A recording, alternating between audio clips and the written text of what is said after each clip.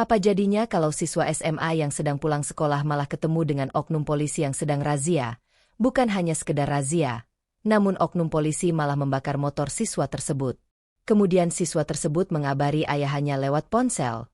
Siapa sangka ayahnya adalah seorang jenderal Kopaska. Assalamualaikum warahmatullahi wabarakatuh. Sebelum lanjut ke videonya, silakan tekan tombol like dan subscribe channel Story Kehidupan. Serta tonton sampai akhir agar tidak ketinggalan cerita menarik lainnya. Selamat menyaksikan.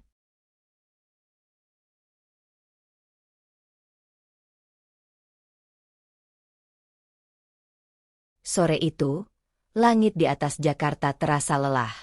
Warna jingga yang biasanya berpadu manis dengan mega-mega putih, kini terlihat pudar, seolah-olah seharian penuh terik telah menguras habis semua warnanya. Seperti itulah yang dirasakan Dimas, seorang siswa kelas 12 yang baru saja mengakhiri harinya di sekolah. Ranselnya terasa berat, berisi tumpukan buku pelajaran dan impian yang entah kapan akan terwujud. Helmnya yang sedikit kusam ia kenakan, menutupi wajah letihnya, sementara jaket alma maternya yang lusuh melindungi tubuh dari sisa-sisa panas aspal. Di bawahnya, motor Honda Beat tua berwarna hitam yang setia menemaninya setiap hari, seolah ikut merasakan beratnya langkah-langkah Dimas. Motor itu bukan barang mewah, tapi bagi Dimas, motor itu adalah segalanya. Itu adalah kendaraan yang mengantarkannya ke sekolah, ke rumah, dan terkadang ke tempat-tempat yang hanya bisa ia kunjungi dalam angan. Jalanan ibu kota seperti biasa, macet. Dimas memilih jalan alternatif, sebuah gang kecil yang seharusnya bisa memangkas waktu tempuhnya. Namun, jalan itu sepi, sangat sepi. Suara mesin motornya menjadi satu-satunya melodi yang memecah kesunyian. Tiba-tiba, dari arah berlawanan, sebuah mobil patroli berwarna abu-abu gelap dengan stiker Korps Bayangkara yang sudah memudar, muncul dengan perlahan. Dimas merasa ada yang tidak beres, tetapi ia mencoba mengabaikan firasat buruk itu. Ia menepi, memberi jalan, berharap mobil itu segera lewat. Namun, mobil itu justru berhenti tepat di hadapannya. Jantung Dimas berdetak lebih cepat. Dua orang pria berseragam polisi keluar dari mobil. Pakaian mereka tampak tidak rapi, dan wajah mereka seperti sedang mencari-cari sesuatu yang bisa mereka jadikan alasan. Salah satunya, yang berperawakan lebih tinggi dan bertubuh lebih berisi, berjalan mendekat. Namanya Bribka Rudi. Tetapi Dimas tidak tahu itu saat itu. Wajahnya yang ditumbuhi brewok tipis, memberikan kesan sangar. Satu lagi, yang lebih kurus dan bermata tajam, berdiri di samping mobil, mengawasi. Namanya Aibtu Dedi. Mereka tidak mengucapkan sepatah kata pun pada awalnya. Mereka hanya mengamati motor Dimas, dari ban yang kotor hingga spion yang retak.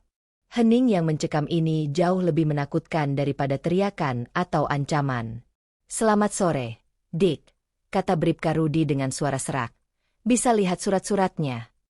Dimas, yang terbiasa dengan prosedur seperti ini, dengan sigap membuka ranselnya, mengambil dompet, dan mengeluarkan SIM serta STNK.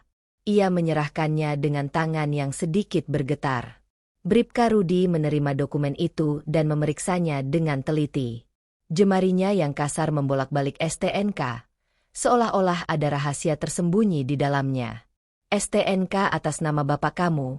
tanya Bribka Rudi, matanya menatap Dimas dengan tatapan curiga. "Iya, Pak. Ini motor bapak," jawab Dimas. Suaranya terdengar jujur. "Dan SIM kamu ini, kok sepertinya palsu, ya?" lanjut Rudi. Nada suaranya berubah menjadi lebih dingin. Jantung Dimas hampir copot. "Palsu, Pak? Itu SIM saya. SIM C yang resmi.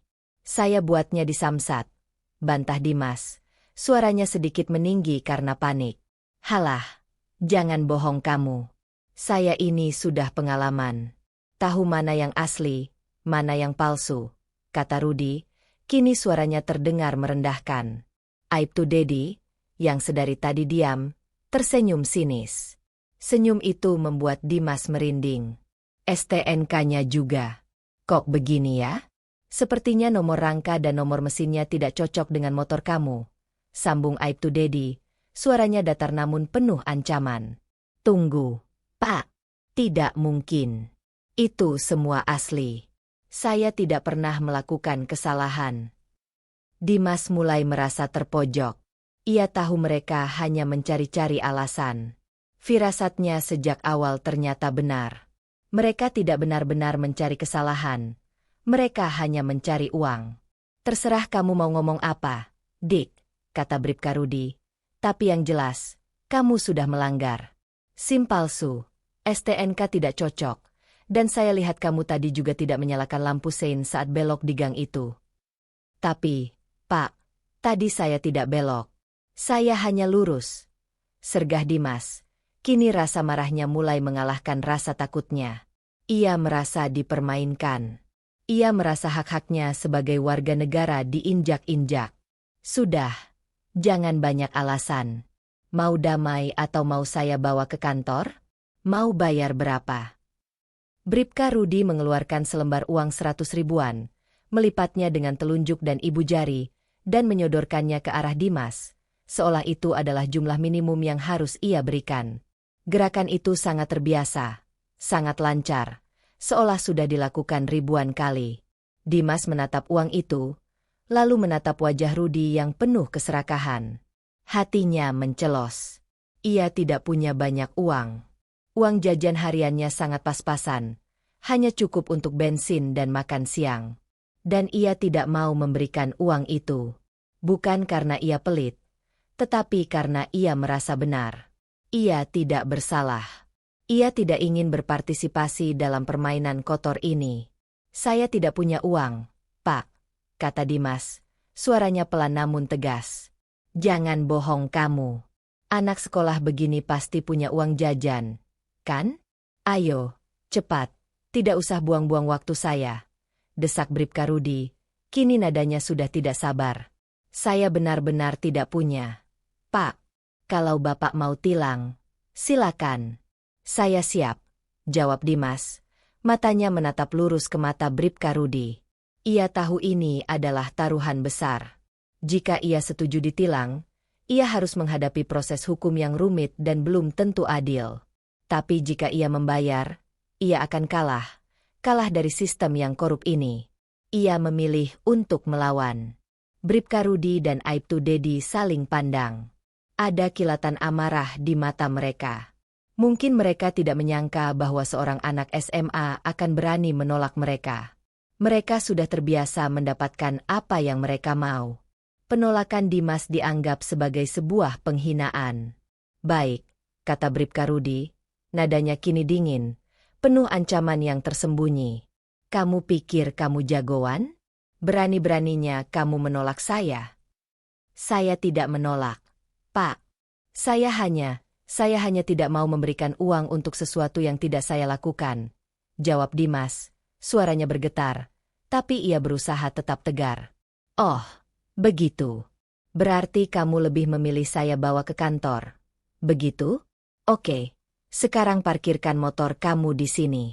Saya sita, kata Bribka Rudi, sambil menunjuk ke pinggir jalan. Dimas turun dari motornya. Ia tidak melawan. Hatinya hancur. Tetapi ia tetap berdiri tegak. Ia tidak melakukan kesalahan apapun. Dan ia akan memperjuangkan kebenaran. Pikirnya, ia akan menelepon ayahnya. Ia akan menceritakan semuanya. Ayahnya pasti akan membantunya. Ayahnya adalah orang yang selalu mengajarkan tentang kejujuran dan integritas. Motornya mau dibawa, Pak? Tanya Dimas. Suaranya serak menahan emosi. Iya, saya bawa. Sampai kamu mau bayar denda, baru motor ini saya kembalikan, jawab Bribka Rudi, sambil mengeluarkan kunci motor dari motor Dimas. Dimas menatap motornya. Sebuah motor yang sudah menjadi saksi bisu perjalanannya selama ini. Ia merasa ada ikatan batin yang kuat dengan motor itu. Kehilangan motor itu sama saja seperti kehilangan sebagian dari dirinya. Pak, tolong. Saya butuh motor ini. Saya janji, saya akan datang ke kantor polisi besok pagi. Tapi tolong jangan sita motor saya sekarang. Pinta Dimas. Suaranya memohon. Tidak ada negosiasi.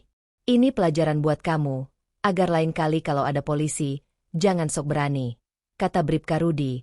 Wajahnya kini terlihat puas, seolah-olah ia sudah memenangkan pertarungan. Hening yang memekakan telinga merayap, memenuhi gang sempit yang tadi riuh dengan ketegangan. Dimas berdiri sendirian di tengah jalan, merasa dunianya seolah berhenti berputar. Kedua polisi itu, Bribka Rudi dan Aibtu Dedi, sudah berbalik badan dan berjalan kembali ke mobil mereka. Namun, mereka tidak benar-benar pergi. Sesuatu di udara terasa berat, penuh ancaman yang tidak terucap. Dimas, dengan napas tersengal, menatap punggung mereka, dan hatinya terasa dingin. Ia tahu, perlawanannya tidak akan berakhir begitu saja. Aibtu Dedi, yang sedari tadi lebih banyak diam, membuka pintu mobil.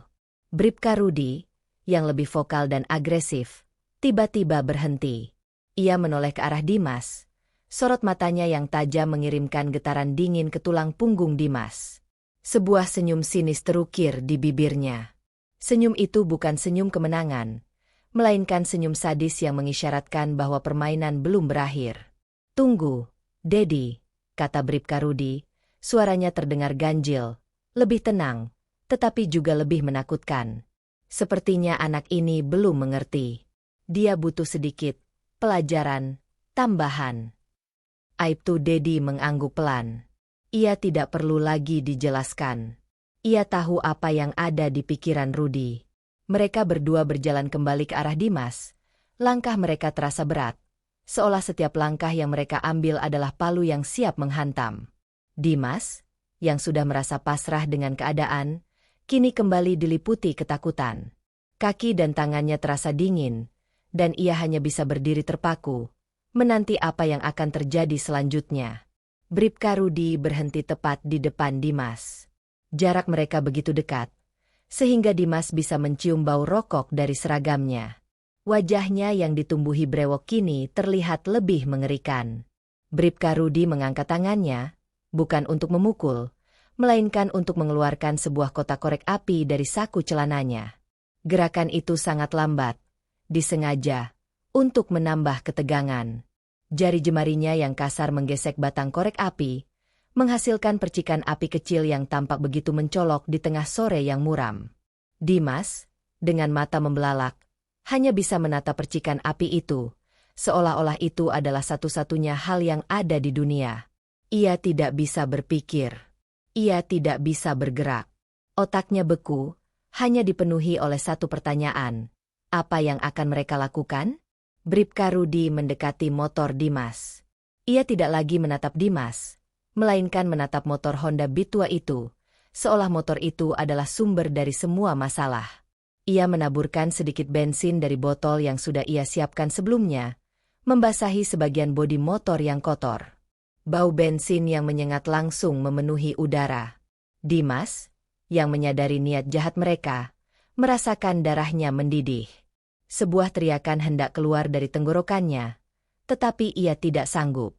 Lidahnya keluh, dan ia tidak bisa mengeluarkan suara. Ia hanya bisa menatap, dengan mata yang dipenuhi air mata dan amarah yang membara. Kau pikir, motor jelek ini bisa menyelamatkanmu, kata Bribka Rudi, nadanya mengejek. Ini hanyalah besi tua. Tapi bagimu, ini adalah segalanya, kan? Aibtu Dedi hanya tersenyum. Senyumnya terasa seperti ribuan jarum yang menusuk jantung Dimas. Mereka bukan hanya ingin menyakiti Dimas secara fisik, tetapi mereka juga ingin menghancurkan sesuatu yang berharga baginya, sesuatu yang ia cintai. Mereka ingin memberinya pelajaran yang tidak akan pernah ia lupakan, sebuah pelajaran yang kejam tentang siapa yang memiliki kekuasaan dan siapa yang tidak. Dengan gerakan yang disengaja, Bribka Rudi menjatuhkan batang korek api yang menyala ke atas bodi motor yang sudah basah oleh bensin. Dalam hitungan detik, api menyambar. Api itu menari-nari, mengelilingi motor, melahap ket, merusak jok, dan melelehkan plastik. Suara api yang menderu-deru di tengah gang yang sepi itu terdengar seperti jeritan. Jeritan dari motornya, jeritan dari hatinya. Dimas tidak bisa lagi menahan diri. Ia berteriak. Teriakan yang penuh dengan keputusasaan, kemarahan, dan rasa sakit.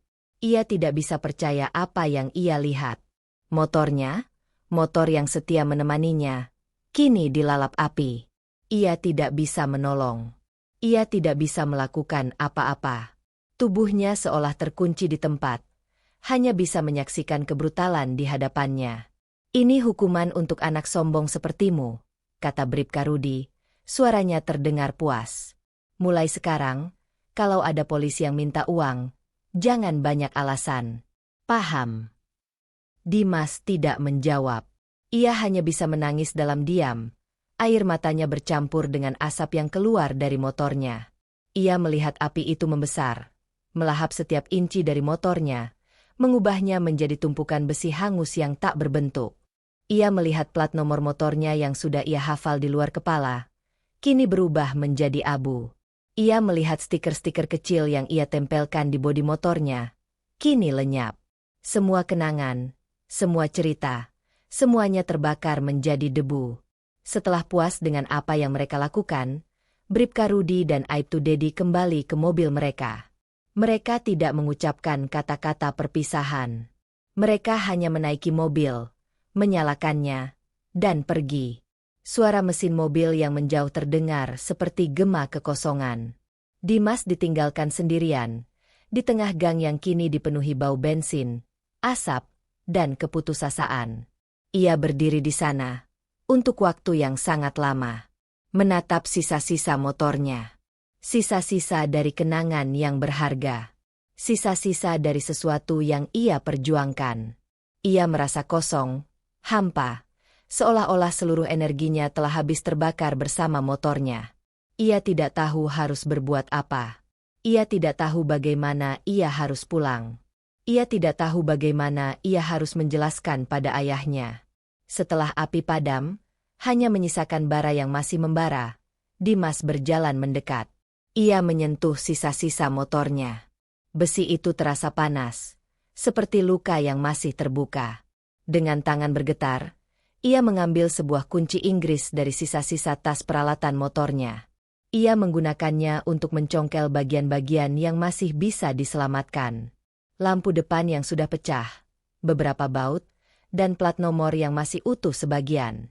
Ia mengumpulkan semuanya, memasukkannya ke dalam ranselnya, seolah-olah itu adalah harta karun yang paling berharga di dunia. Ia tidak lagi menangis. Air matanya sudah kering, digantikan oleh amarah yang dingin. Amarah yang membara di dalam hatinya, jauh lebih panas dari api yang baru saja membakar motornya. Ia akan pulang. Ia akan menceritakan semuanya. Dan ia tahu, ayahnya tidak akan tinggal diam. Kekosongan yang ia rasakan kini diisi oleh tekad yang kuat. Ia akan mencari keadilan. Ia akan memastikan bahwa kedua polisi itu, dan siapapun yang berada di belakang mereka, akan membayar atas perbuatan mereka. Dimas mulai berjalan, membawa ransel yang berat. Setiap langkah terasa sulit, tetapi ia tidak menyerah. Di punggungnya, ia membawa beban dari kenangan yang terbakar. Di hatinya, ia membawa janji untuk membalas dendam. Dan di dalam benaknya, ia hanya memikirkan satu hal, ayahnya. Ia tahu, ayahnya adalah satu-satunya orang yang bisa membantunya. Ia tahu, sore yang berbeda ini adalah awal dari sebuah babak baru dalam hidupnya.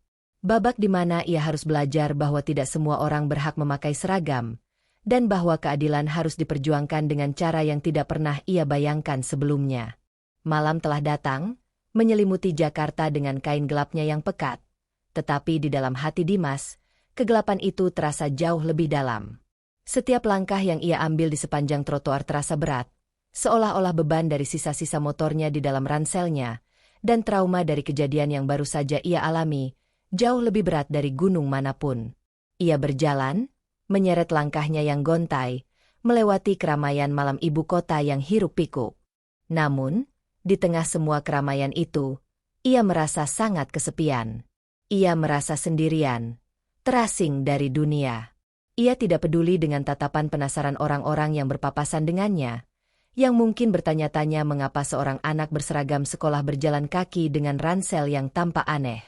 Pikirannya kosong, namun pada saat yang sama, dipenuhi dengan kenangan dari sore yang mengerikan. Kilatan api, tawa mengejek, dan bau bensin yang menyengat. Semua itu berputar-putar di kepalanya seperti film horor yang tidak ada habisnya. Ia mencoba untuk mengusir bayangan-bayangan itu, tetapi mereka terus kembali, menggerogoti ketenangan batinnya. Ia merasa marah, tetapi juga takut. Marah karena ketidakadilan yang ia alami, tetapi takut karena ia tahu ia hanya seorang anak, dan mereka adalah orang-orang yang memiliki kekuasaan. Di persimpangan jalan, sebuah bajai tua melintas, dan suara knalpotnya yang bising mengingatkannya pada suara motornya yang terbakar. Dimas menundukkan kepalanya, membiarkan rambutnya yang basah oleh keringat menutupi matanya yang merah. Ia tidak ingin orang lain melihat kerapuhannya. Ia harus terlihat kuat. Ia harus pulang dan menjelaskan semuanya pada ayahnya. Rumah mereka terasa begitu jauh. Saat ia akhirnya sampai di depan gerbang, ia berhenti.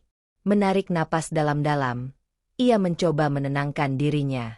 Ia menyeka air mata yang masih tersisa di pipinya, dan mencoba memasang wajah yang seolah-olah tidak terjadi apa-apa.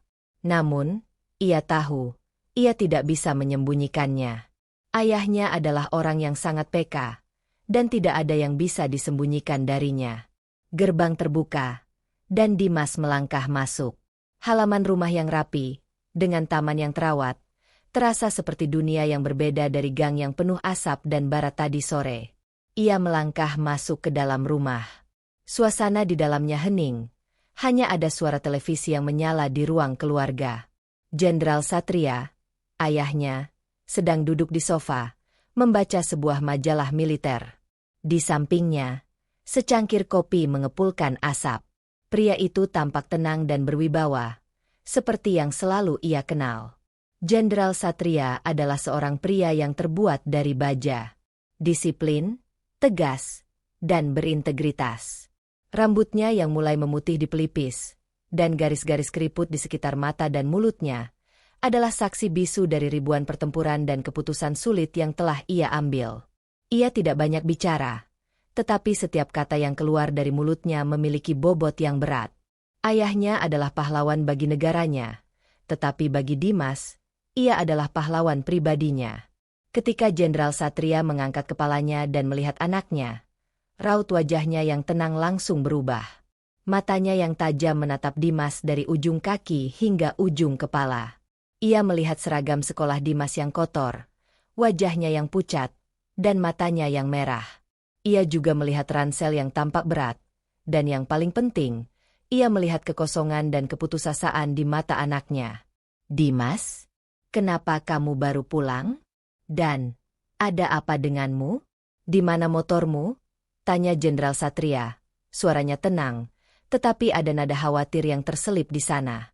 Ia tidak menuduh. Ia hanya ingin tahu. Dimas tidak tahu harus mulai dari mana.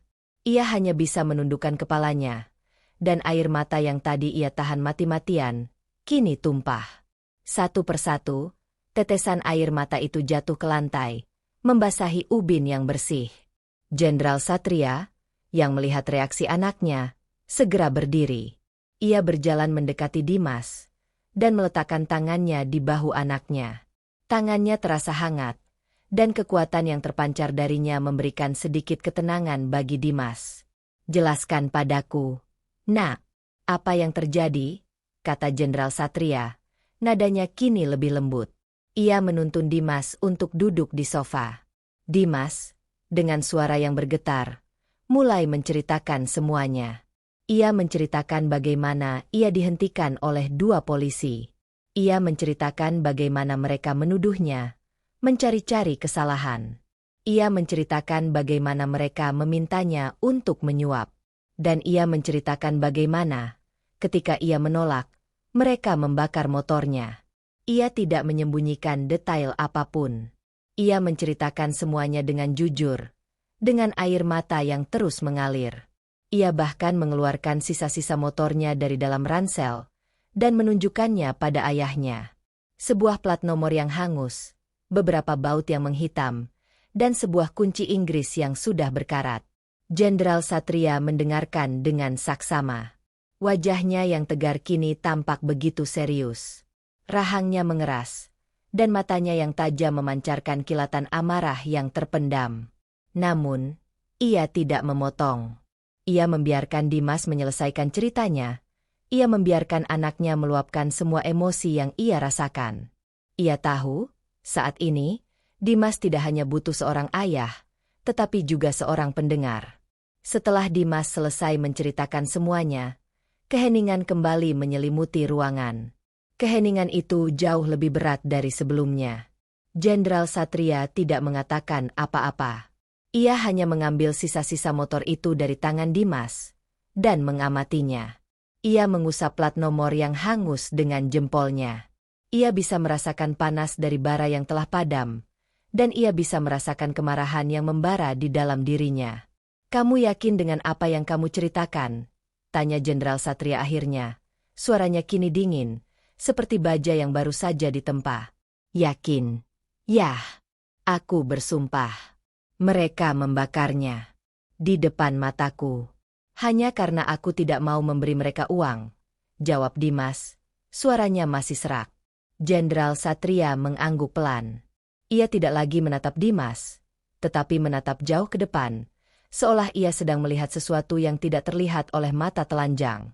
Sesuatu yang lebih besar dari sekadar insiden kecil di jalanan. "Ingat plat nomor mereka? Atau nama mereka?" tanya Jenderal Satria. "Tidak. Yah, aku tidak ingat plat nomor mobil mereka. Tapi, aku bisa menggambarkan wajah mereka," jawab Dimas. Yang satu tinggi, gemuk, ada kumis dan jenggot tipis. Yang satunya lagi kurus, matanya tajam. Jenderal Satria mengangguk lagi. Ia berdiri dan berjalan ke mejanya. Ia mengambil pena dan selembar kertas, dan ia meminta Dimas untuk menggambar wajah kedua polisi itu. Dimas, meskipun tangannya masih gemetar, mencoba menggambar sebisanya. Ia menuangkan semua amarah dan ketakutan yang ia rasakan ke dalam goresan pensilnya. Jenderal Satria memperhatikan setiap goresan. Ia tidak mengomentari apapun. Ia hanya mengamati. Ketika Dimas selesai, Jenderal Satria mengambil gambarnya. Ia menatap gambar itu untuk waktu yang lama. Ia tidak mengatakan apa-apa. Ia hanya mengangguk pelan. Kemudian, ia mengambil ponselnya dan menekan beberapa tombol. Ia tidak menelepon siapapun. Ia hanya mengirimkan pesan. Sebuah pesan yang sangat pendek, tetapi memiliki bobot yang besar. Pesan itu hanya berisi 2 kata. "Mulai sekarang." Jenderal Satria kembali duduk di samping Dimas. Ia meletakkan tangannya di bahu anaknya lagi. Kali ini, ia tidak mengatakan apa-apa. Tetapi Dimas bisa merasakan, ada sesuatu yang telah berubah. Ayahnya tidak lagi hanya seorang ayah yang menenangkan anaknya. Ayahnya kini adalah seorang jenderal yang siap melancarkan pertempuran. Malam itu, setelah keheningan yang penuh arti menyelimuti ruang keluarga, Jenderal Satria tidak bisa tidur. Pikirannya melayang, menelusuri setiap kata yang keluar dari mulut Dimas.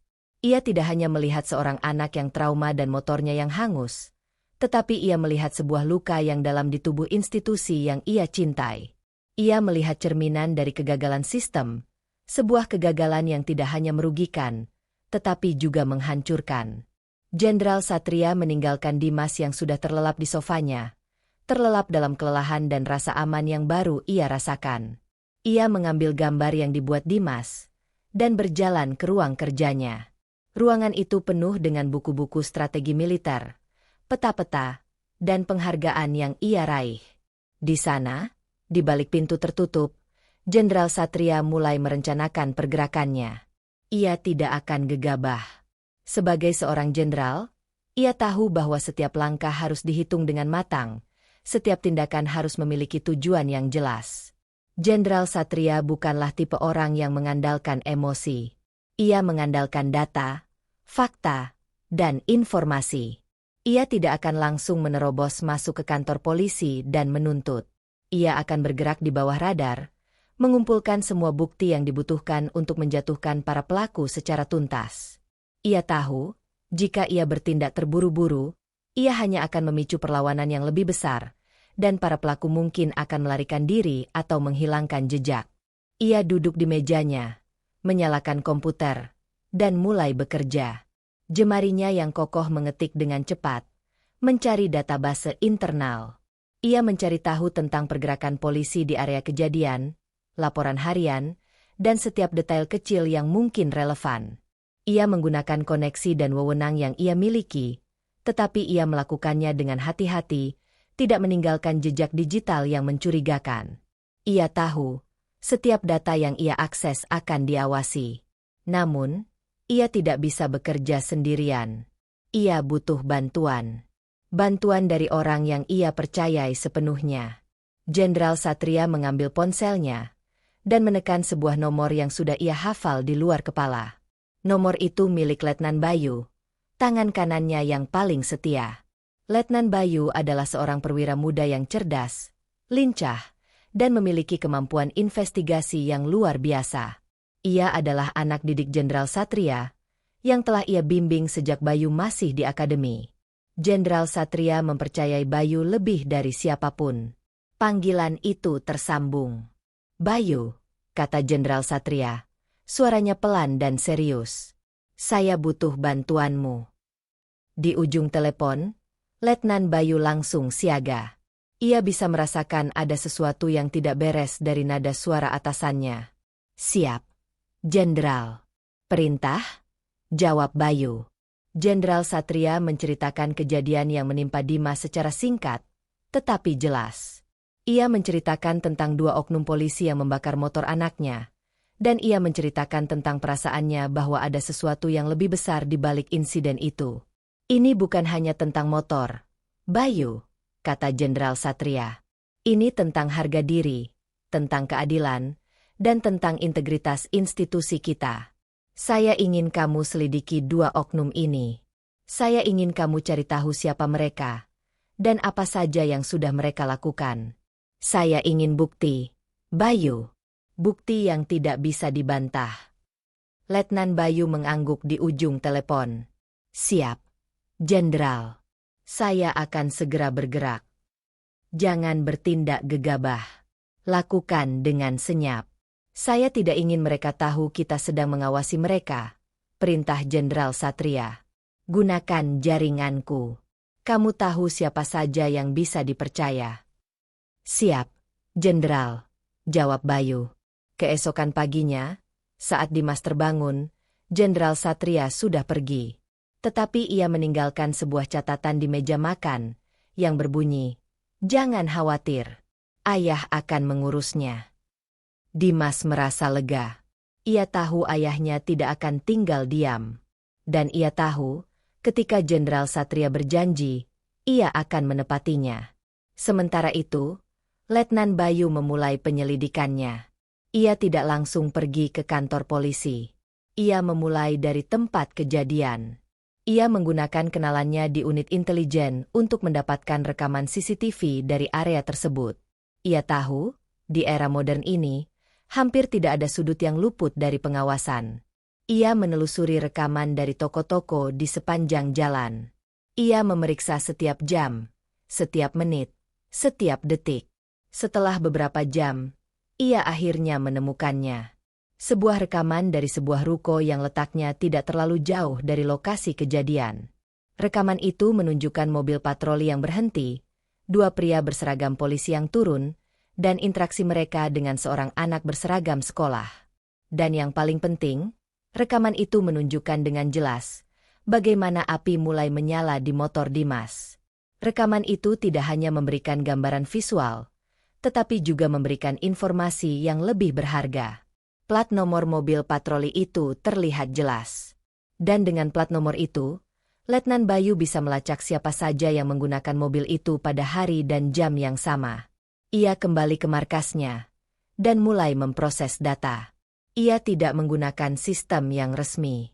Ia menggunakan sistemnya sendiri, sebuah sistem yang ia buat khusus untuk Jenderal Satria, yang tidak bisa dilacak oleh siapapun. Ia memasukkan plat nomor itu ke dalam sistemnya, dan dalam hitungan detik, ia mendapatkan hasilnya. Nama-nama itu muncul di layar komputernya. Bribka Rudi dan Aibtu Dedi. Mereka adalah anggota dari sebuah unit kecil di kepolisian. Letnan Bayu tidak berhenti di situ. Ia mulai menggali lebih dalam. Ia mencari tahu tentang riwayat mereka, laporan-laporan yang pernah mereka buat, dan bahkan riwayat keuangan mereka. Apa yang ia temukan membuatnya terkejut. Bribka Rudi dan Aibtu Dedi tidak hanya terlibat dalam kasus pemerasan dan korupsi. Mereka adalah bagian dari sebuah jaringan yang lebih besar. Jaringan ini melibatkan beberapa perwira tinggi yang menggunakan posisi mereka untuk memeras masyarakat, menerima suap, dan bahkan terlibat dalam bisnis ilegal. Mereka adalah benalu-benalu yang merusak institusi dari dalam. Letnan Bayu segera membuat laporan. Laporan itu tidak hanya berisi nama Bribka Rudi dan Aibtu Dedi, tetapi juga nama-nama perwira tinggi lainnya, dan bukti-bukti yang ia kumpulkan. Ia mencetak semua informasi itu, dan menempatkannya di dalam sebuah amplop tertutup. Ia tahu, informasi ini adalah bom waktu yang bisa meledak kapan saja. Ia kembali menghubungi Jenderal Satria. "Jenderal, saya sudah mendapatkan semua informasinya. Dan ini lebih besar dari yang kita duga," lapor Bayu. Suaranya terdengar serius. "Jelaskan," kata Jenderal Satria. Nada suaranya tenang, tetapi Dimas yang kebetulan mendengarnya tahu, ayahnya sedang menahan badai besar. Bayu menjelaskan tentang jaringan korupsi yang ia temukan. Ia menyebutkan nama-nama perwira tinggi yang terlibat, dan ia menjelaskan bagaimana mereka beroperasi. Keheningan kembali menyelimuti percakapan mereka. Jenderal Satria mendengarkan setiap kata, dan ia merasa marah. Marah pada orang-orang yang telah mengkhianati kepercayaan negara. Marah pada orang-orang yang telah mencoreng nama institusi yang ia cintai. "Bayu," kata Jenderal Satria, suaranya dingin, "kirimkan semua data itu ke saya. Dan jangan katakan apapun pada siapapun." "Siap, Jenderal," jawab Bayu. Jenderal Satria menutup teleponnya. Ia tidak lagi melihat ini sebagai kasus pribadi. Ini adalah sebuah misi. Misi untuk membersihkan institusi yang tercemar. Misi untuk menegakkan keadilan yang telah lama hilang. Ia tidak hanya akan membalas dendam untuk anaknya, tetapi ia akan membalas dendam untuk semua orang yang telah menjadi korban dari kebrutalan dan korupsi. Pagi itu, Jenderal Satria menerima sebuah berkas tebal dari Letnan Bayu. Berkas itu berisi laporan yang sangat rinci tentang Bribka Rudi, Aibtu Dedi, dan yang lebih mengerikan, nama-nama perwira tinggi yang terlibat dalam jaringan korupsi. Jenderal Satria membaca setiap halaman dengan teliti, matanya yang tajam memindai nama-nama, tanggal, dan bukti-bukti transaksi yang mencurigakan. Setiap halaman yang ia balik, seperti sebuah langkah dalam permainan catur yang rumit. Dan ia sadar, ia tidak sedang bermain catur dengan bidak-bidak kecil, tetapi dengan para pemain besar. Jaringan yang terungkap itu begitu luas. Mereka tidak hanya memeras masyarakat di jalanan, tetapi juga mengendalikan peredaran narkoba, penyelundupan barang ilegal, dan bahkan melindungi para penjahat kelas kakap dari jerat hukum. Mereka adalah parasit yang merusak sistem dari dalam. Nama-nama yang tercantum di sana adalah nama-nama yang dihormati di institusi, nama-nama yang sering muncul di media sebagai pahlawan. Kenyataan itu membuat Jenderal Satria muak. Ia tidak bisa membiarkan ini berlarut-larut. Ia harus bertindak. Namun, ia tahu, ia tidak bisa melakukannya sendirian. Dan ia tidak bisa hanya menyerahkan berkas ini ke atasannya. Ia tahu, jaringan ini sudah mengakar begitu dalam, hingga ke tingkat paling atas. Jika ia menyerahkan bukti ini tanpa strategi yang matang, berkas ini bisa saja lenyap begitu saja, dan ia serta keluarganya akan menjadi target selanjutnya. Ini bukan lagi sekadar pembalasan pribadi, ini adalah sebuah perang. Di sisi lain, Bribka Rudi dan Aibtu Dedi mulai merasakan ada yang tidak beres. Mereka telah melakukan banyak pelanggaran, tetapi tidak pernah ada yang berani menuntut mereka sampai ke titik ini. Mereka merasa bahwa ada kekuatan yang lebih besar yang mengintai. Mereka mulai menanyakan kepada kenalan-kenalan mereka di kepolisian, apakah ada penyelidikan yang sedang berlangsung, tetapi semua orang bungkam. Keheningan itu justru membuat mereka semakin paranoid. "Rudy, aku punya firasat buruk," kata Aib to Daddy, saat mereka berdua duduk di dalam mobil patroli mereka yang terparkir di pinggir jalan. "Firasat apa?" "Kita sudah sering melakukan ini, tidak pernah ada masalah," jawab Bribka Rudy, tetapi nada suaranya tidak setenang biasanya. "Anak itu, dia tidak terlihat seperti anak biasa. Dia terlalu berani," kata Daddy, "dan kita membakar motornya. Itu sudah terlalu jauh. Mereka pasti akan mencari kita." "Halah, paling-paling dia anak orang kaya yang cuma bisa nangis ke bapaknya. Toh, kita juga tidak tahu siapa bapaknya," timpal Rudy. "Tapi bagaimana kalau bapaknya seorang pejabat?" desak Daddy. "Bagaimana kalau bapaknya punya kekuasaan?" Kecemasan Daddy mulai menular pada Rudy. Mereka berdua memutuskan untuk menghubungi atasan mereka, seorang perwira tinggi yang menjadi bagian dari jaringan mereka. Perwira itu bernama Kompol Handoko. Kompol Handoko adalah dalang di balik semua operasi ilegal ini. Ia adalah pria yang cerdik dan sangat kejam, yang selalu berhasil lolos dari jerat hukum. Mereka menceritakan semuanya pada Kompol Handoko. Mereka menceritakan tentang anak SMA yang berani menolak mereka, dan bagaimana mereka membakar motornya. Kompol Handoko, yang mendengarkan dengan seksama, langsung merasa ada sesuatu yang tidak beres. Ia memerintahkan Bribka Rudy dan Aib to Daddy untuk melacak identitas anak itu. "Cari tahu siapa dia. Cepat," perintah Kompol Handoko, suaranya penuh dengan nada ancaman. "Jika ada yang berani mengganggu bisnis kita, aku akan mengurusnya. Kalian jangan bertindak bodoh lagi." Dengan perintah dari Kompol Handoko, Bribka Rudy dan Aib to Daddy mulai bergerak. Mereka menggunakan jaringan mereka untuk mencari tahu identitas Dimas. Mereka melacak plat nomor motornya yang sudah hangus, dan mereka menemukan nama pemiliknya, Jenderal Satria. Ketika nama itu muncul di layar, Bribka Rudy dan Aib to Daddy terdiam. Mereka tidak bisa mempercayai mata mereka. Seorang jenderal? Jenderal Satria? Pahlawan Kopaska? Mereka telah mengganggu anak dari seorang jenderal. Keringat dingin mulai membasahi dahi mereka. Mereka tahu, mereka telah melakukan kesalahan fatal. Mereka segera melapor kepada Kompol Handoko. "Jenderal Satria, Pak. Anak itu adalah anaknya Jenderal Satria," kata Bribka Rudy, suaranya bergetar. Keheningan menyelimuti ruangan. Kompol Handoko terdiam. Ia tahu nama Jenderal Satria. Jenderal itu terkenal karena integritasnya yang tak tergoyahkan. Ia adalah salah satu dari sedikit perwira yang tidak bisa dibeli. Ia adalah lawan yang berbahaya. "Sialan," gumam Kompol Handoko. "Ini tidak lagi hanya tentang uang. Ini tentang kekuasaan." Kompol Handoko sadar, jika Jenderal Satria menemukan seluruh jaringan mereka, mereka semua akan tamat. Jenderal Satria bukanlah orang yang bisa dibungkam dengan uang atau ancaman. Ia adalah pria yang akan mempertaruhkan segalanya untuk menegakkan keadilan. Kompol Handoko segera mengumpulkan para petinggi jaringan. Mereka mengadakan pertemuan rahasia di sebuah tempat yang jauh dari mata-mata. Mereka berdiskusi, merencanakan, dan menyusun strategi. Mereka tahu, Jenderal Satria pasti sudah mulai bergerak. "Kita tidak bisa membiarkannya," kata seorang perwira tinggi. "Kita harus menghentikannya sebelum dia mengumpulkan lebih banyak bukti. Kita harus menjebaknya." "Bagaimana caranya?" tanya yang lain. "Kita gunakan kelemahannya," jawab Kompol Handoko, matanya menyala dengan ide licik. "Kelemahannya adalah keluarganya. Kita harus menyerang titik lemahnya, anaknya."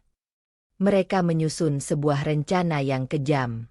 Mereka akan menyebarkan berita palsu yang mencoreng nama Jenderal Satria, menuduhnya menyalahgunakan kekuasaan, menggunakan wewenangnya untuk mengintimidasi polisi. Mereka akan membuat Jenderal Satria terlihat buruk di mata publik. Dan ketika Jenderal Satria sibuk membersihkan namanya, mereka akan menculik Dimas. Mereka akan menjadikan Dimas sebagai sandera, sebagai alat tawar-menawar. Mereka akan meminta Jenderal Satria untuk menyerahkan semua bukti yang ia miliki, atau mereka akan menyakiti anaknya. Sementara itu, Jenderal Satria, yang tidak tahu apa-apa tentang rencana keji mereka, juga menyusun strateginya sendiri. Ia tidak akan langsung menyerang. Ia akan mengumumkan rencananya untuk menyelidiki kasus korupsi di institusi, tetapi tanpa menyebut nama-nama yang ia miliki. Ia akan membiarkan musuhnya panik, membuat mereka membuat kesalahan. Ia mengadakan konferensi pers. Di hadapan para wartawan, Jenderal Satria dengan tenang mengumumkan bahwa ia telah membentuk sebuah tim investigasi khusus untuk memberantas korupsi di institusi kepolisian. Ia tidak menuduh siapapun. Ia hanya mengatakan bahwa ia ingin membersihkan nama baik institusi dari oknum-oknum yang tidak bertanggung jawab. Berita itu menyebar dengan cepat. Jenderal Satria berhasil memancing mereka. Kompol Handoko dan jaringannya, yang melihat berita itu, menjadi semakin panik. Mereka tahu, ini adalah pernyataan perang. Dan mereka tahu, mereka tidak bisa menunda rencana mereka lagi. Permainan catur tingkat tinggi telah dimulai. Jenderal Satria telah melakukan langkah pertamanya, dan para musuhnya sudah siap untuk melancarkan serangan balasan. Papan catur sudah diatur, bidak-bidak sudah di tempatnya. Dan yang paling penting, pertaruhan kali ini bukan hanya tentang kekuasaan dan uang, tetapi tentang nyawa. Nyawa seorang anak. Konferensi pers yang dilakukan Jenderal Satria bagaikan percikan api yang dijatuhkan ke ladang kering. Berita itu menyebar dengan kecepatan yang luar biasa. Media massa nasional dan internasional menyoroti langkah berani Jenderal Satria. Namun, di balik pujian dan dukungan, ada pihak-pihak yang merasa terancam. Kompol Handoko dan jaringannya, yang sebelumnya panik, kini beralih ke mode serangan. Mereka melihat pengumuman Jenderal Satria sebagai ancaman langsung terhadap keberadaan mereka. Mereka tahu, Jenderal tidak main-main. Dan mereka tidak bisa membiarkannya menang. Rencana jahat mereka mulai dieksekusi. Kompol Handoko memerintahkan anak buahnya untuk menyebarkan narasi palsu yang menjelek-jelekan nama Jenderal Satria. Mereka menggunakan akun-akun anonim di media sosial, blog-blog berita yang tidak terverifikasi, dan bahkan membayar beberapa media kecil untuk memuat cerita palsu. Narasi itu menuduh Jenderal Satria menyalahgunakan kekuasaannya sebagai seorang perwira tinggi untuk mengintimidasi polisi demi urusan pribadi anaknya. Mereka memutarbalikkan fakta, mengatakan bahwa Dimas adalah seorang anak nakal yang melanggar lalu lintas dan mencoba menyuap polisi, tetapi ditolak. Dan sebagai balasannya, ayahnya, Jenderal Satria, menggunakan wewenangnya untuk menekan para petugas. Tentu saja, cerita ini menarik perhatian publik. Banyak orang yang skeptis, tetapi banyak pula yang percaya. Mereka yang percaya buta terhadap kebenaran, merasa bahwa cerita ini adalah bukti nyata dari kesewenang-wenangan para pejabat. Mereka menggerakkan gerakan di media sosial dengan tagar yang menyerang Jenderal Satria. Jenderal yang selama ini dielu-elukan sebagai pahlawan, kini menjadi sasaran hujatan dan cemoohan. Tekanan publik meningkat setiap jamnya. Kantor Jenderal Satria dibanjiri panggilan telepon dan email yang berisi makian. Para atasan Jenderal Satria pun mulai terpengaruh. Mereka memanggil Jenderal dan memintanya untuk menghentikan investigasinya. Jenderal, ini sudah terlalu jauh. Kita tidak bisa membiarkan nama baik institusi kita tercoreng karena urusan pribadi, kata seorang atasan, suaranya terdengar dingin. Ini bukan urusan pribadi, Jenderal, jawab Jenderal Satria, nadanya tenang namun tegas. Ini adalah tentang integritas. Ini adalah tentang membersihkan institusi dari orang-orang yang tidak pantas. Tapi dampaknya terlalu besar. Publik sudah mulai tidak percaya pada kita. Ada cara lain untuk menangani ini, Jenderal, desak atasannya. Jenderal Satria tahu, ini adalah jebakan. Mereka ingin ia mundur. Mereka ingin ia menyerah. Tapi ia tidak akan melakukannya. Ia tahu, jika ia mundur sekarang, semua yang telah ia perjuangkan akan sia-sia. Ia tidak hanya akan kalah, tetapi ia akan mengkhianati anaknya, dan mengkhianati dirinya sendiri. Sementara Jenderal Satria sibuk menghadapi tekanan dari atasannya dan publik, Kompol Handoko melancarkan serangan selanjutnya. Ia melihat Dimas sebagai titik lemah Jenderal Satria. Ia tahu, Jenderal Satria adalah seorang ayah yang sangat mencintai anaknya. Jika ia ingin memenangkan pertarungan ini, ia harus menyerang hati Jenderal Satria. Kompol Handoko memerintahkan Bribka Rudi dan Aibtu Dedi untuk melacak Dimas. Mereka ditugaskan untuk mengawasi setiap pergerakannya. Mereka menggunakan mobil sipil dan berpura-pura menjadi warga biasa. Mereka mengikuti Dimas saat ia pergi ke sekolah, saat ia pulang, dan saat ia pergi ke tempat-tempat lain. Mereka mencatat setiap kebiasaannya, setiap rute yang ia lewati. Bribka Rudi dan Aibtu Dedi, yang sebelumnya takut, kini merasa berani. Mereka tahu, ini adalah kesempatan mereka untuk menebus kesalahan mereka. Jika mereka berhasil melaksanakan misi ini, mereka akan mendapatkan imbalan besar, dan mereka akan terlindungi dari kemarahan Jenderal Satria. Suatu hari, setelah sekolah selesai, Dimas berjalan di trotoar, menunggu angkutan umum. Ia tidak menyadari bahwa ia sedang diawasi. Sebuah mobil van berwarna hitam berhenti di sampingnya. Pintu van itu terbuka, dan beberapa orang pria berpakaian preman keluar. Salah satunya adalah Bribka Rudi. Dimas mengenali wajahnya. Wajah yang sama yang membakar motornya. Jantung Dimas berdetak kencang, dan ia merasakan ketakutan yang luar biasa. Ia mencoba lari, tetapi terlambat. Bribka Rudi dan anak buahnya dengan cepat menangkap Dimas. Mereka membekap mulutnya, dan menyeretnya masuk ke dalam van. Van itu melaju dengan cepat, meninggalkan Dimas yang berteriak-teriak dalam ketakutan di belakang. Mereka membawanya ke sebuah gudang tua yang tersembunyi di pinggir kota. Gudang itu gelap dan bau, penuh dengan debu dan sarang laba-laba. Gudang itu adalah tempat yang sempurna untuk menyekap seseorang tanpa ketahuan. Saat Dimas dibawa masuk, ia melihat Aibtu Dedi yang berdiri di sana dengan senyum sinis. "Hai, jagoan. Apa kabar? Sepertinya bapakmu terlalu sibuk untuk menjemputmu ya?" ejek Aibtu Dedi, suaranya penuh dengan nada kemenangan. Dimas tidak menjawab. Ia hanya menatap mereka dengan mata yang penuh kebencian. Ia tahu, mereka akan menyakiti dirinya. Dan ia tahu, ayahnya sedang dalam bahaya. Ketika Jenderal Satria sedang berada di kantornya, sibuk berdebat dengan para atasannya, ponselnya berdering. Nomor yang tidak dikenal.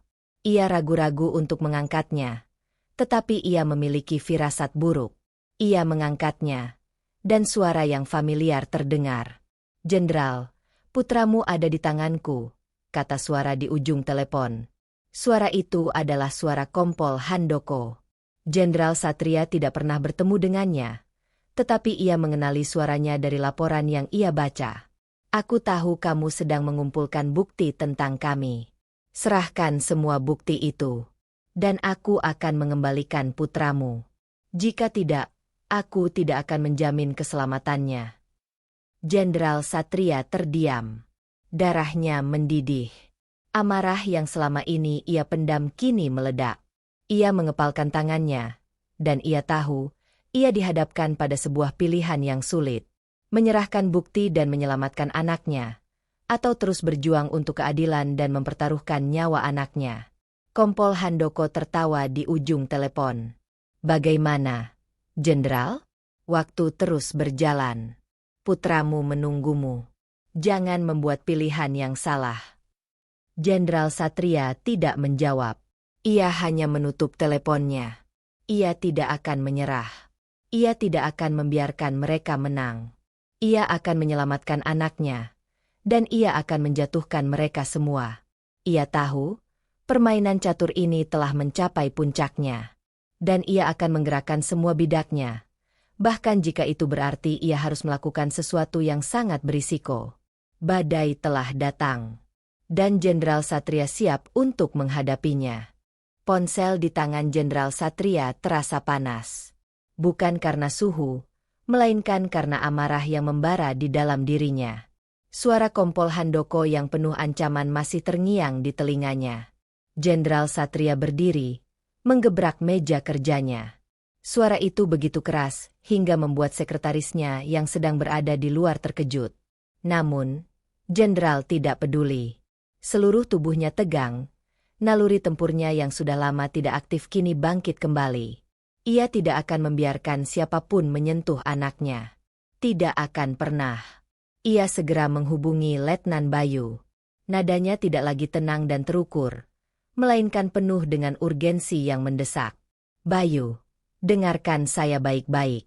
Dimas diculik. Pelakunya adalah Kompol Handoko dan jaringannya. Saya tidak punya waktu untuk menjelaskan. Saya butuh kamu sekarang. Di markas. Perintah Jenderal Satria. Letnan Bayu, yang berada di tengah perjalanan pulang, langsung memutar kemudinya. Ia tahu, jika Jenderal Satria sudah menggunakan nada seperti itu, situasinya sudah sangat genting. Ia memacu mobilnya secepat mungkin, melewati jalanan kota yang macet seolah-olah tidak ada yang lain di dunia ini. Pikirannya dipenuhi oleh pertanyaan. Mengapa Kompol Handoko berani melakukan ini? Apa yang ia inginkan? Tapi ia tahu, pertanyaan-pertanyaan itu harus menunggu. Prioritas utamanya adalah menyelamatkan Dimas. Saat Bayu sampai di markas, Jenderal Satria sudah menunggu di ruang operasi. Ruangan itu gelap, hanya diterangi oleh cahaya monitor yang menampilkan peta digital kota Jakarta. Jenderal Satria tidak sendirian. Ia sudah mengumpulkan tim elit Kopaska. Mereka adalah orang-orang terbaik yang ia miliki. Mereka adalah prajurit-prajurit yang dilatih untuk misi-misi berbahaya.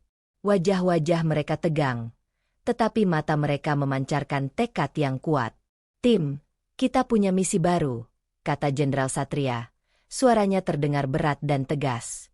Putra saya, Dimas, diculik. Pelakunya adalah Kompol Handoko dan jaringannya. Semua anggota tim terkejut.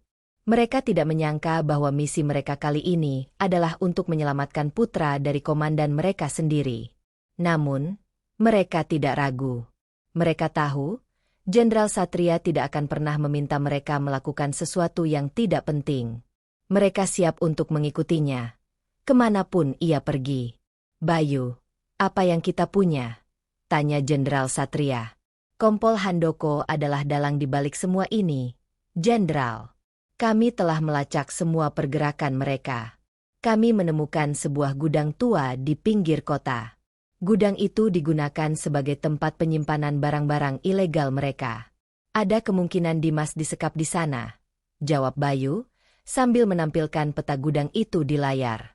Jenderal Satria menatap peta itu. Pikirannya bekerja dengan cepat, menganalisis setiap detail, setiap sudut, setiap kemungkinan. Ia tahu, gudang itu akan dijaga ketat. Ia tahu, mereka akan siap untuk menghadapi serangan. Tapi ia juga tahu, ia harus mengambil risiko. Kita akan meluncurkan operasi senyap, kata Jenderal Satria. Kita akan menyusup ke dalam gudang. Tidak ada tembakan, tidak ada suara. Kita akan masuk, menyelamatkan Dimas, dan menangkap mereka semua. Jika mereka melawan, kita akan melakukan apa yang harus kita lakukan. Tim mengangguk. Mereka siap. Jenderal Satria memimpin mereka. Ia mengenakan seragam tempurnya, mengambil senjatanya, dan memimpin timnya menuju lokasi gudang. Ia tidak lagi hanya seorang jenderal. Ia adalah seorang ayah yang siap melakukan apa saja untuk menyelamatkan anaknya. Sementara itu, di dalam gudang, Dimas diikat di sebuah kursi. Mulutnya dilakban, dan tangannya diikat erat. Ia ketakutan, tetapi ia tidak menyerah. Ia melihat Bribka Rudi dan Aibtu Dedi mengawasi dirinya. Mereka terlihat tegang, terus-menerus melihat ke arah pintu. Mereka tahu, ini adalah pertaruhan besar. Tiba-tiba, suara langkah kaki terdengar dari luar gudang. Bribka Rudi dan Aibtu Dedi segera mengambil posisi, mengacungkan senjata mereka. Mereka tidak tahu siapa yang datang. Mereka hanya tahu, mereka harus siap. Pintu gudang terbuka, dan Jenderal Satria masuk, diikuti oleh tim Kopaskanya. Mereka bergerak seperti bayangan, tanpa suara, tanpa jejak. Jenderal Satria melihat anaknya, dan matanya yang tajam memancarkan kilatan kemarahan yang membara. Bribka Rudi dan Aibtu Dedi terkejut. Mereka tidak menyangka Jenderal Satria akan datang sendiri. Mereka tidak menyangka ia akan berani mengambil risiko seperti ini. Mereka panik, dan panik adalah awal dari kehancuran.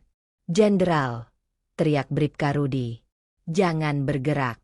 Jika kau melangkah, anakmu akan mati." Jenderal Satria tidak berhenti. Ia terus berjalan, tatapannya terfokus pada anaknya. Ia tidak akan membiarkan mereka mengancamnya.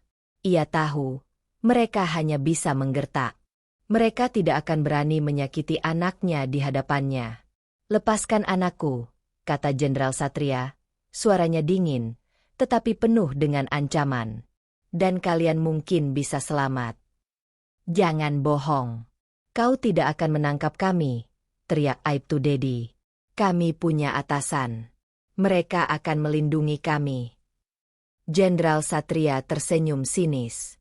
"Atasanmu akan menjadi yang pertama aku tangkap. Aku sudah memiliki semua bukti tentang mereka. Tentang kalian. Tentang semua kejahatan yang telah kalian lakukan." Mendengar itu, Bribka Rudi dan Aibtu Dedi panik. Mereka tahu, Jenderal Satria tidak main-main. Mereka tidak tahu harus berbuat apa. Mereka dihadapkan pada dua pilihan, menyerah atau melawan. Mereka memilih untuk melawan. Baku tembak pun terjadi. Suara tembakan memenuhi gudang yang sunyi itu. Tim Kopaska yang terlatih dengan baik, bergerak dengan cepat dan efisien. Mereka menembak dengan presisi, melumpuhkan para penjahat. Bribka Rudi dan Aibtu Dedi, yang tidak sebanding dengan tim Kopaska, segera dilumpuhkan. Saat baku tembak berakhir, Jenderal Satria berjalan ke arah Dimas. Ia melepaskan lakban dari mulut anaknya, dan melepaskan ikatan di tangannya. Dimas, yang trauma, hanya bisa memeluk ayahnya, dan menangis. Jenderal Satria memeluk anaknya dengan erat. Ia tidak mengatakan apa-apa. Ia hanya memeluknya, membiarkan anaknya merasa aman. Ia tahu, pertempuran ini belum berakhir. Ia telah menyelamatkan anaknya, tetapi ia belum menjatuhkan dalang di balik semua ini. Kompol Handoko, yang melihat semua anak buahnya dilumpuhkan, berusaha kabur. Tetapi Letnan Bayu, yang sudah mengantisipasi hal ini, mengejarnya. Kompol Handoko mencoba melawan, tetapi ia tidak sebanding dengan Bayu. Ia dilumpuhkan dan ditangkap. Di tengah kekacauan, keadilan akhirnya datang. Dimas diselamatkan, dan para penculiknya ditangkap. Jenderal Satria tidak hanya menyelamatkan anaknya, tetapi ia juga memenangkan pertempuran pertamanya. Tetapi ia tahu, pertempuran yang sesungguhnya belum dimulai. Ini hanyalah permulaan. Gudang tua itu, yang tadinya sunyi dan mencekam, kini dipenuhi dengan suara sirene dan kilatan lampu biru merah. Jenderal Satria masih memeluk Dimas, merasakan tubuh anaknya yang bergetar karena trauma.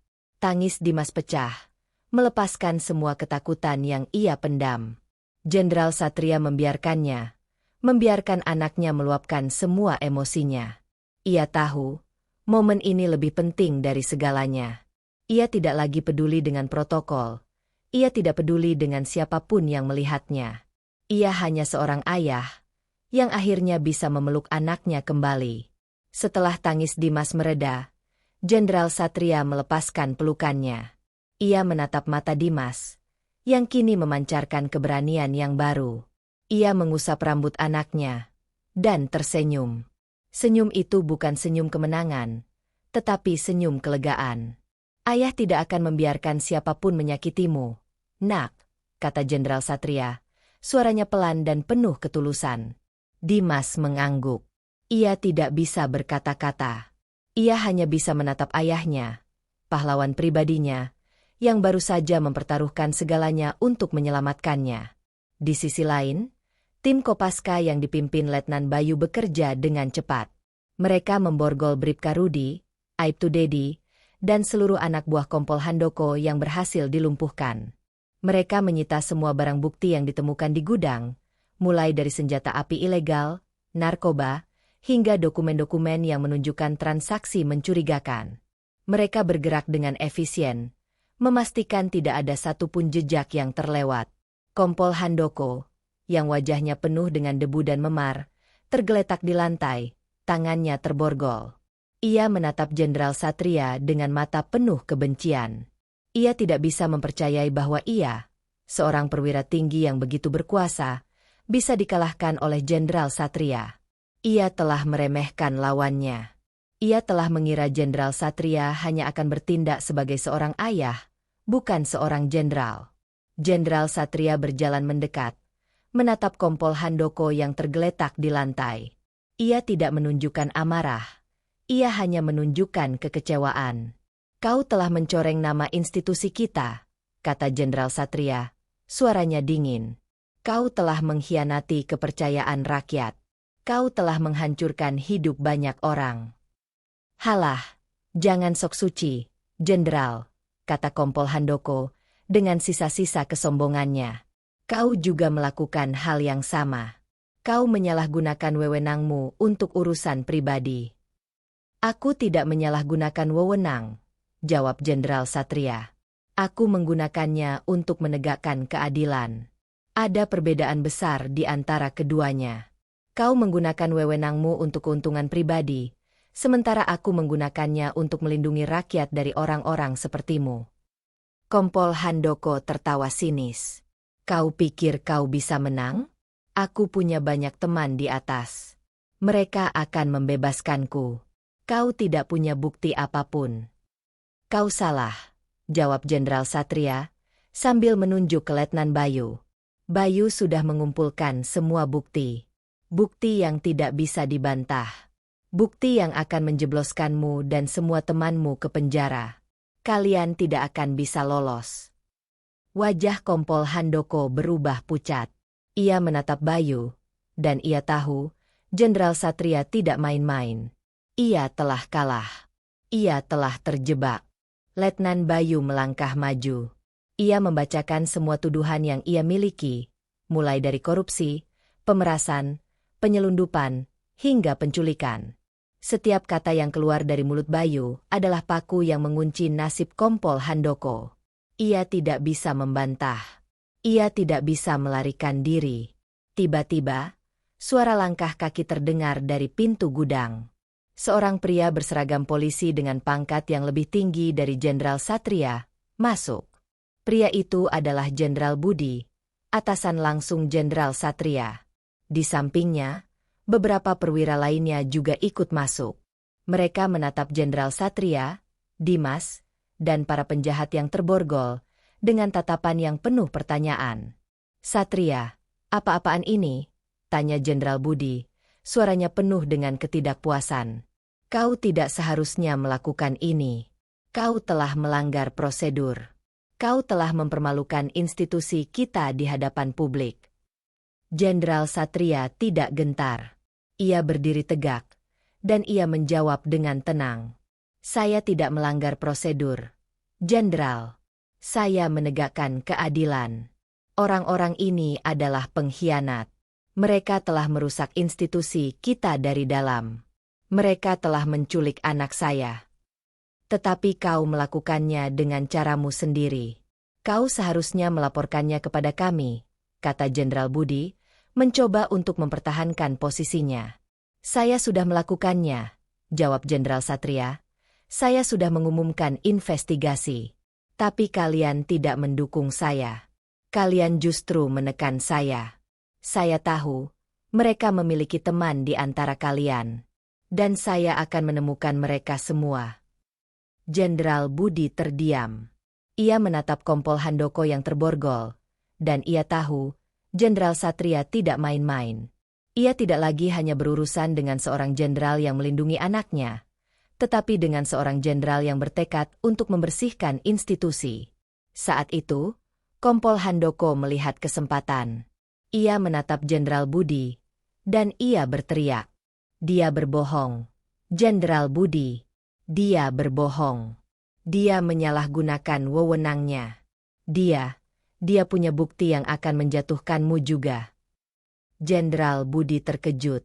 Wajahnya yang tegar kini berubah pucat. Ia menatap Kompol Handoko, dan ia tahu rahasia mereka sudah terbongkar. Ia adalah bagian dari jaringan itu. Ia adalah salah satu teman Kompol Handoko di atas. Jenderal Satria tersenyum sinis. Ia tahu Kompol Handoko telah melakukan kesalahan fatal. Ia telah menyeret Jenderal Budi ke dalam lubang yang sama. Jenderal Satria mengalihkan pandangannya ke arah Bayu. Bayu, bacakan laporan tentang Jenderal Budi, perintahnya. Letnan Bayu mengangguk. Ia mengeluarkan sebuah berkas lain dari tasnya. Berkas itu berisi bukti-bukti yang menunjukkan bahwa Jenderal Budi adalah bagian dari jaringan Kompol Handoko. Ia membacakan setiap detail, mulai dari transaksi ilegal, penerimaan suap, hingga perlindungan yang ia berikan kepada para penjahat. Jenderal Budi terkejut. Ia tidak bisa mempercayai apa yang ia dengar. Ia mencoba membantah, tetapi setiap kata yang ia ucapkan hanya memperburuk keadaannya. Ia tahu, ia sudah tamat. Jenderal Satria menatap Jenderal Budi. Jenderal, kau telah mengkhianati institusi kita. Kau telah mengkhianati rakyat. Aku tidak akan membiarkannya. Dengan perintah dari Jenderal Satria, Letnan Bayu dan tim Kopaska memborgol Jenderal Budi. Pria yang tadinya berdiri tegak dengan penuh wibawa, kini terpuruk, wajahnya dipenuhi rasa malu dan kekalahan. Keadilan akhirnya ditegakkan. Jenderal Satria tidak hanya berhasil menyelamatkan anaknya, tetapi ia juga berhasil menjatuhkan para penjahat yang telah merusak institusi. Ia telah membuktikan bahwa tidak ada yang kebal hukum, tidak peduli seberapa tinggi pangkatnya. Dan ia telah membuktikan bahwa integritas, pada akhirnya, akan selalu menang. Pagi hari setelah penangkapan besar-besaran, kabar itu menyebar seperti api. Media massa, yang sebelumnya gencar menyebarkan narasi palsu, kini berbalik arah. Mereka melaporkan dengan detail penangkapan Kompol Handoko, Jenderal Budi, dan seluruh jaringan korupsi yang terungkap. Cerita heroik Jenderal Satria, yang mempertaruhkan segalanya demi keadilan dan keselamatan anaknya, menjadi berita utama di mana-mana. Jenderal Satria, yang tadinya menjadi sasaran hujatan, kini kembali dielu-elukan sebagai pahlawan sejati. Namun, di tengah semua sorotan itu, Jenderal Satria memilih untuk menjauh. Ia tidak ingin mencari popularitas. Baginya, tugasnya belum selesai. Setelah menyerahkan semua bukti dan para penjahat ke institusi yang berwenang, ia kembali ke rumahnya. Ia ingin menghabiskan waktu bersama Dimas, anaknya, yang masih dalam proses pemulihan dari trauma. Rumah mereka terasa lebih tenang. Halaman yang biasanya dipenuhi oleh kendaraan militer dan pengawal, kini sepi. Jenderal Satria dan Dimas duduk di teras, memandangi taman yang hijau. Tidak ada kata-kata yang terucap di antara mereka, tetapi keheningan itu terasa nyaman. Jenderal Satria merasakan beban berat di pundaknya sedikit demi sedikit menghilang. Ia tahu, pertempuran yang sesungguhnya belum berakhir, tetapi ia telah memenangkan pertempuran yang paling penting. Dimas, yang masih tampak pucat, bersandar di bahu ayahnya. Ia tidak lagi melihat ayahnya sebagai sosok yang tak terjangkau.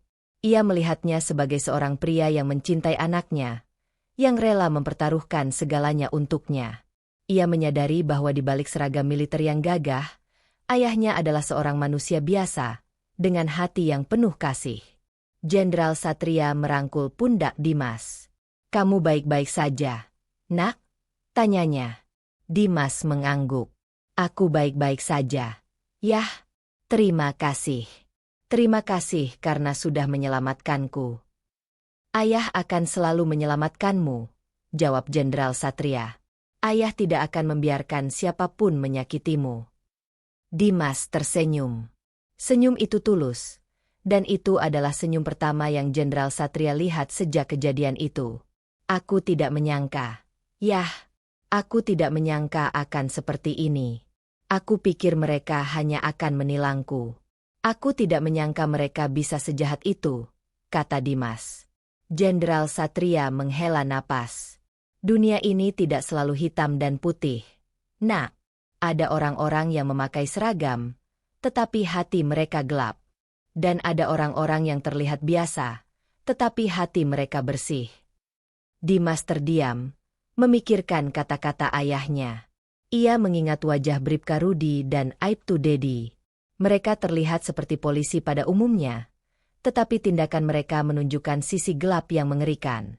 Ia juga mengingat Letnan Bayu, yang gagah berani, dan Jenderal Satria, ayahnya, yang penuh dengan integritas. Hari-hari berikutnya dihabiskan Jenderal Satria dan Dimas untuk memulihkan diri. Jenderal Satria mengambil cuti dari pekerjaannya. Ia ingin memastikan bahwa Dimas benar-benar pulih secara mental dan emosional.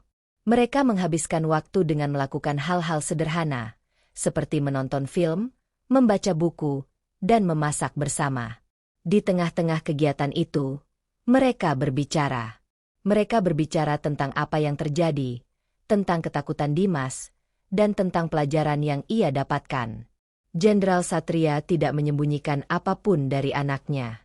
Ia menjelaskan tentang jaringan korupsi, tentang bagaimana orang-orang itu mengkhianati negara, dan tentang bagaimana ia berjuang untuk membersihkan institusi.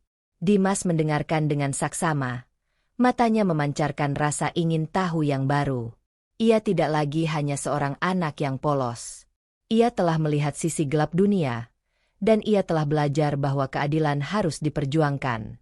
Sementara itu, di balik tirai, proses hukum terhadap Kompol Handoko, Jenderal Budi, dan seluruh jaringannya berjalan dengan cepat. Bukti yang dikumpulkan Letnan Bayu sangat kuat. Tidak ada celah untuk mereka melarikan diri. Jaksa penuntut umum menggunakan semua bukti itu untuk menjerat mereka dengan pasal-pasal berat. Persidangan mereka menjadi sorotan publik. Banyak orang yang mengikuti setiap perkembangannya. Dan akhirnya, vonis pun dijatuhkan. Kompol Handoko, Jenderal Budi, dan para petinggi lainnya dijatuhi hukuman penjara seumur hidup. Hukuman yang berat, tetapi setimpal dengan kejahatan yang mereka lakukan.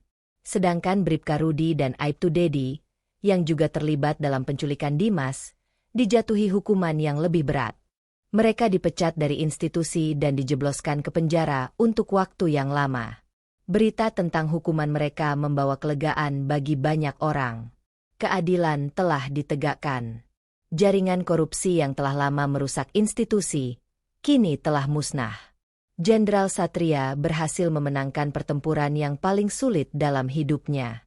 Suatu sore, Jenderal Satria dan Dimas duduk di teras. Seperti biasa, hening menyelimuti mereka. Tetapi kali ini, keheningan itu penuh dengan kedamaian.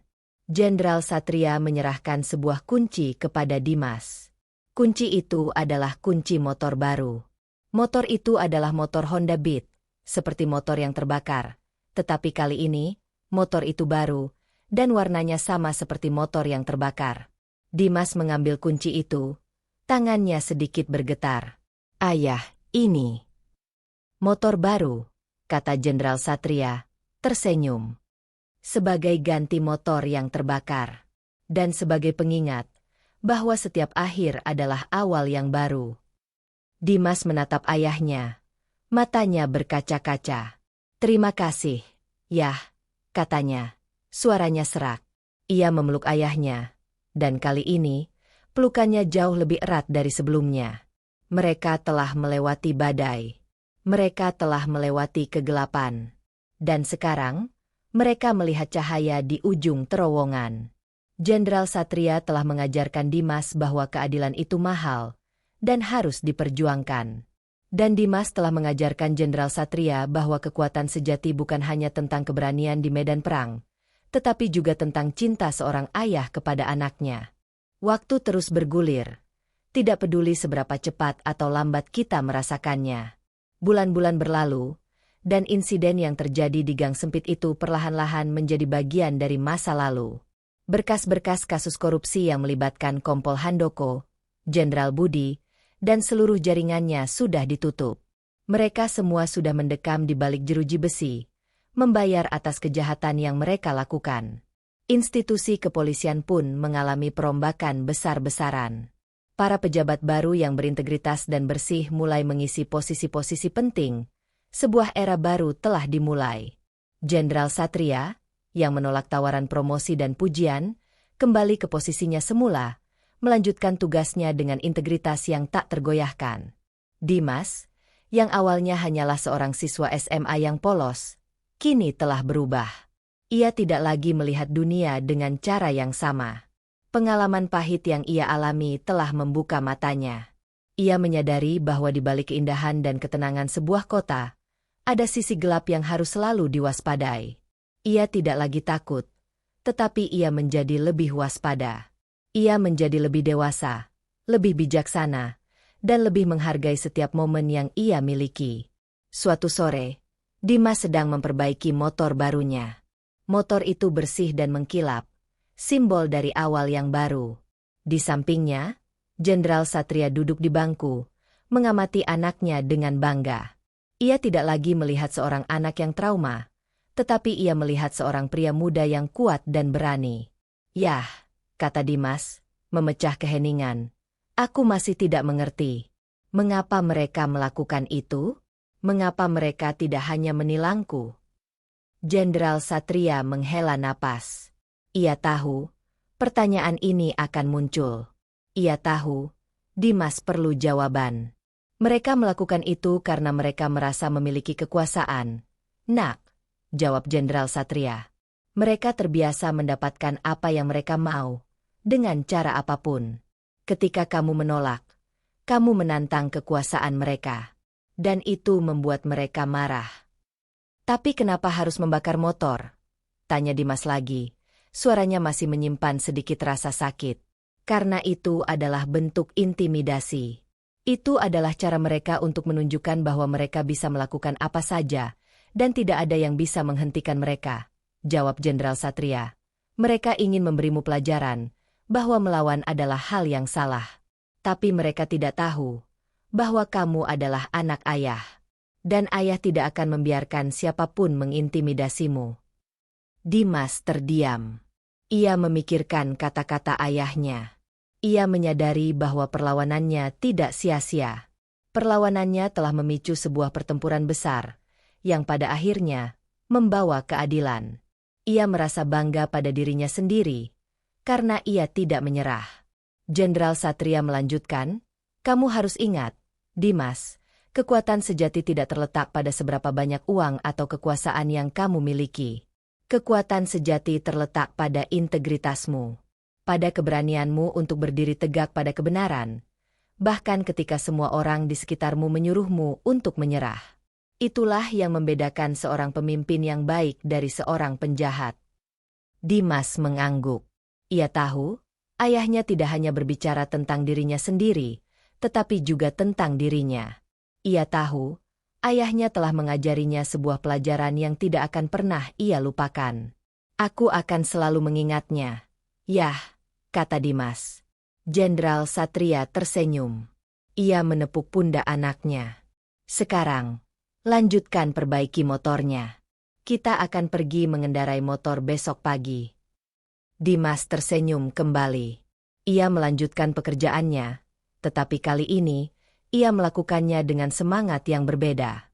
Ia tidak hanya memperbaiki sebuah motor, ia memperbaiki dirinya sendiri. Ia memperbaiki luka-luka yang ia alami, dan ia membangun kembali dirinya menjadi pribadi yang lebih kuat. Di sekolah, Dimas kembali menjalani hidup normalnya. Ia belajar, ia berinteraksi dengan teman-temannya, dan ia berinteraksi dengan guru-gurunya. Namun, kali ini, ia melakukannya dengan pemahaman yang lebih dalam tentang dunia. Ia tidak lagi takut pada otoritas, tetapi ia belajar untuk membedakan antara otoritas yang baik dan yang buruk. Ia bahkan bertemu dengan beberapa siswa lain yang pernah mengalami hal serupa. Mereka menceritakan kisah mereka, dan Dimas mendengarkan dengan penuh empati. Ia berbagi kisahnya, dan ia memberikan mereka harapan. Ia mengatakan pada mereka bahwa tidak semua orang jahat. Ia mengatakan pada mereka bahwa ada orang-orang baik di luar sana, yang akan berjuang untuk mereka. Suatu hari, Dimas mengendarai motor barunya. Ia melewati gang sempit yang dulunya menjadi saksi bisu dari kengerian yang ia alami. Ia tidak lagi merasa takut. Ia melihat ke depan, dengan harapan di matanya. Ia tidak akan membiarkan masa lalu menghantui dirinya. Ia akan menggunakan pengalaman itu sebagai bahan bakar untuk menjalani hidupnya. Di kejauhan, ia melihat sebuah mobil polisi yang sedang berpatroli. Jantungnya tidak lagi berdetak kencang. Ia hanya melihat mereka, dan ia tahu, mereka adalah orang-orang yang seharusnya melayani dan melindungi. Dan ia tahu, berkat perjuangan ayahnya, orang-orang seperti Bribka Rudi dan Aibtu Dedi tidak akan lagi bisa merusak hidup orang lain. Dimas mengendarai motornya, melaju ke depan. Ia tidak tahu apa yang akan terjadi di masa depan, tetapi ia tahu, ia akan menghadapinya dengan berani. Ia telah belajar bahwa keadilan adalah sesuatu yang harus diperjuangkan, dan ia akan selalu berdiri tegak pada kebenaran. Ia telah melewati badai, dan kini, ia siap untuk mengarungi lautan yang tenang. Sebuah pelajaran berharga telah ia dapatkan, dan ia akan membawanya seumur hidupnya.